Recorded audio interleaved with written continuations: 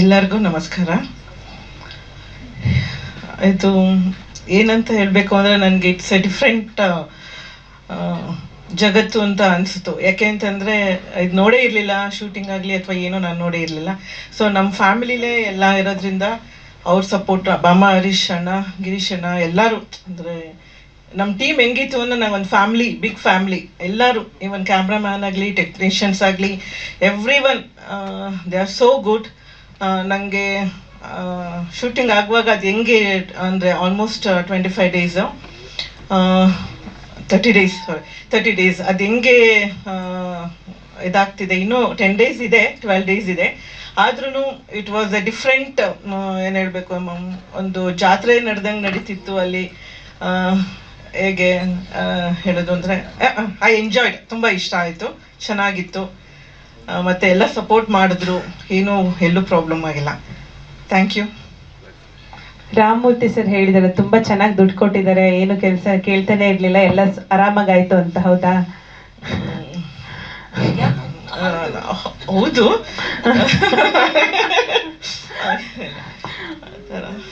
ಎಲ್ಲರೂ ಡಿಫ್ರೆಂಟ್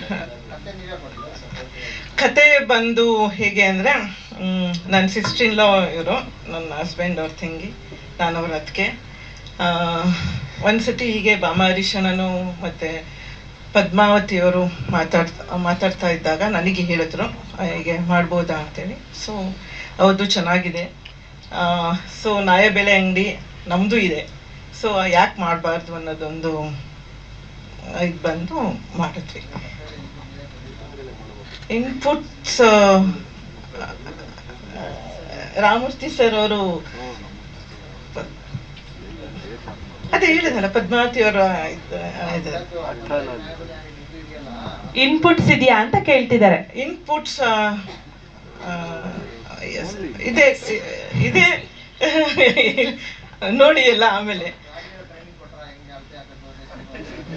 ಅವ್ರು ಚೆನ್ನಾಗಿ ಇದೆಲ್ಲ ಹೇಳ್ಕೊಡ್ತಾ ಇದ್ರು ನಮಗೇನೆ. Okay, thank you madam Tej ಅವರೇ. ಎಲ್ಲರೂ ಸಪೋರ್ಟ್ ಮಾಡಿದ್ದಕ್ಕೆ thank you. Ramamurthy sir, Kumar sir, ಆಮೇಲೆ ಎಲ್ಲ ಕೃಷ್ಣಪ್ಪ ಸರ್, ಎಲ್ಲರಿಗೂ ಥ್ಯಾಂಕ್ಸ್. ರಾಗಿಣಿ ಅವ್ರಿಗೂ ಎಲ್ಲರಿಗೂ ಥ್ಯಾಂಕ್ಸ್. ಪಾಪ ಪಕ್ಕದಲ್ಲಿ ಅವಾಗಿಂದ ಥ್ಯಾಂಕ್ಸ್ ಹೇಳ್ತೀರ, ಮೈಕಲ್ಲಿ ಹೇಳಕ್ ಗೊತ್ತಾಗ್ತಿಲ್ಲ ಅವರಿಗೆ. ಥ್ಯಾಂಕ್ ಯು ಮೇಡಮ್ ತೇಜ್ ಅವರೇ, ಆಲ್ ದ ವೆರಿ ಬೆಸ್ಟ್.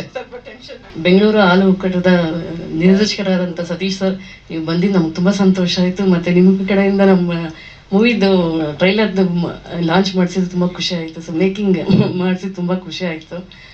ಮತ್ತು ಈ ಮೂವಿ ಮಾಡಬೇಕು ಅಂತ ಪ್ರೇರಣೆ ಬಂದಿದ್ದು ನಂಗೆ ಅನಂತ್ ನಾಗ್ ಸರ್ ಅವ್ರ ಮನೆಯಲ್ಲಿ ಮಾತಾಡಬೇಕಾದ್ರೆ, ಅನಂತ್ ನಾಗ್ ಸರ್ ಸರ್ಕಾರಿ ಪ್ರಾಥಮಿಕ ಪಾಠಶಾಲೆ ಅವ್ರು ಮಾಡಿದ್ದಾರೆ.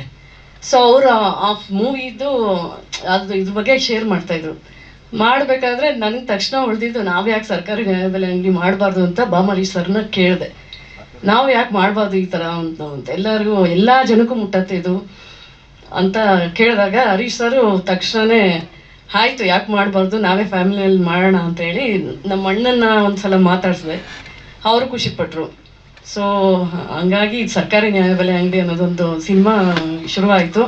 ಮತ್ತು ಇದಕ್ಕೆ ನಮಗೆ ಫುಲ್ ಸಪೋರ್ಟಾಗಿ ನಮ್ಮ ಕೃಷ್ಣಪ್ಪ ಸರ್, ಕರ್ನಾಟಕ ರಾಜ್ಯ ವಿಧಾಯಕ ಸಂಘದ ರಾಜ್ಯಾಧ್ಯಕ್ಷರು, ಅವ್ರ ಸಪೋರ್ಟು ಮತ್ತು ಅವರಿಂದನೇ ನಮಗೆ ಇದೆಲ್ಲ ಮೂವಿ ತುಂಬ ಚೆನ್ನಾಗಿ ಮೂಡಿ ಬರೋಕ್ಕೆ ಇದಾಯಿತು.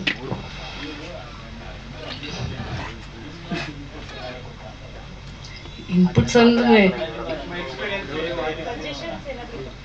ಸಜೆಷನ್ಸ್ ಎಲ್ಲ ಕೊಟ್ಟಿದ್ದೀವಿ ಸರ್.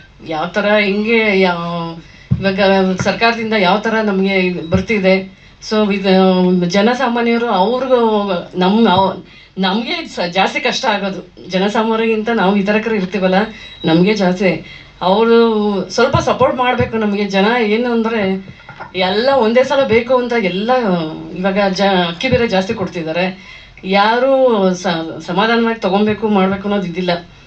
ಎಲ್ಲರೂ ಒಂದೇ ಸಮ ಬಂದು ನಮಗೆ ತೊಂದರೆ ಕೊಡ್ತಾರೆ ಸರ್. ಸೊ ಅದು ಮತ್ತು ಕೆಲವು ಸಂದೇಶಗಳು ಅದೆಲ್ಲ ಕೊಟ್ಟಿದ್ದೀವಿ ಸರ್, ಯಾವ ಥರ ಇದು ಮಾಡ್ಕೊಬೇಕು. ಹಾಂ, ಹೌದೌದು, ಎಲ್ಲರೂ ತೊಗೊತಾರೆ ಸರ್. ಎಲ್ಲ BPL ಕಾರ್ಡ್ಗಳೇ ಮಾಡಿಸ್ಕೊಂಡ್ರೆ ಎಲ್ಲ ಚೆನ್ನಾಗಿದ್ದಾರೆ, ಚೆನ್ನಾಗಿ ಅನುಕೂಲವಾಗಿರೋರು BPL ಮಾಡಿಸ್ಕೊಂಡಿದ್ದಾರೆ ಸರ್.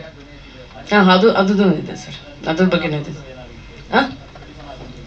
ಇದೆ ಸರ್, ಅದು ಒಳ್ಳೊಳ್ಳೆ ಮೆಸೇಜಸ್ ಎಲ್ಲ ಇದೆ ಸರ್. ಇಲ್ಲ ನಂದೇನು ಪಾತ್ರ ಇಲ್ಲ ಸರ್. ಅಷ್ಟೇ. ಇಲ್ಲ ಆ್ಯಕ್ಟಿಂಗ್ ಇಲ್ಲ ಅದಕ್ಕೆ ಅಂತ ಮೇಡಮ್ ರಾಗಿಣಿ ಮೇಡಮ್ ಅವ್ರ ಕಡೆಯಿಂದ ಮುಖ್ಯ ಪಾತ್ರವಾಗಿ ಕುಮಾರ್ ಬಂಗಾರಪ್ಪ ಸರ್ ಮಾಡಿದ್ದಾರೆ, ಮತ್ತು ರಾಗಿಣಿ ಮೇಡಮ್ ಅವ್ರು ಮಾಡಿದ್ದಾರೆ. ಸೊ ತುಂಬ ಧನ್ಯವಾದಗಳು ಸರ್, ನೀವು ತುಂಬ ಚೆನ್ನಾಗಿ ಇದು ಮಾಡಿಕೊಟ್ಟಿದ್ದಾರೆ. ಮತ್ತು ಮಾಧ್ಯಮ ಮಿತ್ರರು ನಿಮ್ಮೆಲ್ಲರ ಸಪೋರ್ಟು, ನಿಮ್ಮ ಪ್ರೋತ್ಸಾಹ ಸಪೋರ್ಟ್ ಯಾವಾಗಲೂ ನಮ್ಗೆ ಇರಬೇಕು sir. Thank you madam Padmavati ಅವರ ಧನ್ಯವಾದಗಳು. ದೇವರುಗಳಿಗೆ ನನ್ನ ನಮಸ್ಕಾರಗಳು.